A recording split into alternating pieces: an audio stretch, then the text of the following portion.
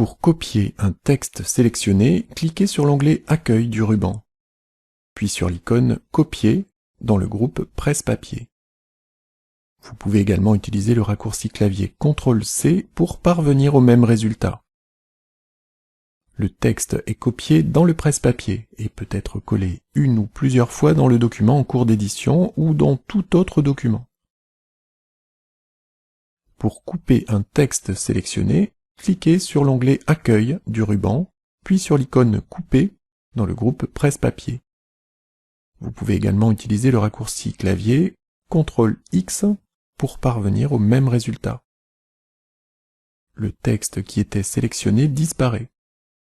Il est placé dans le presse-papier et peut être collé une ou plusieurs fois dans le document courant ou dans tout autre document. Pour coller le contenu du presse-papier au point d'insertion, sélectionnez l'onglet Accueil. Puis, cliquez sur l'icône Coller dans le groupe Presse-Papier. Vous pouvez également utiliser le raccourci clavier CTRL-V pour parvenir au même résultat. Si vous cliquez sur la flèche située sous l'icône Coller, vous pouvez accéder à des fonctionnalités de mise en forme évoluée. Cliquez sur Conserver la mise en forme source pour coller le contenu du presse-papier sans aucune modification de la mise en forme. Cliquez sur Fusionner la mise en forme pour maintenir l'uniformité de la mise en forme sur l'élément collé.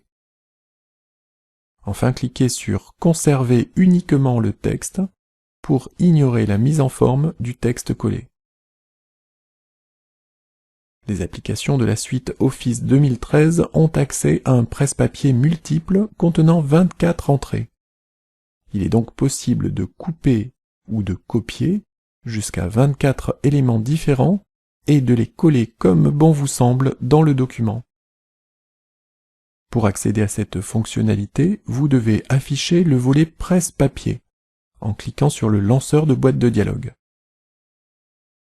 À partir de maintenant, lorsque vous utilisez la commande Couper ou Copier dans le groupe Presse-Papier sous l'onglet Accueil du ruban, la sélection sera empilée dans le presse-papier multiple.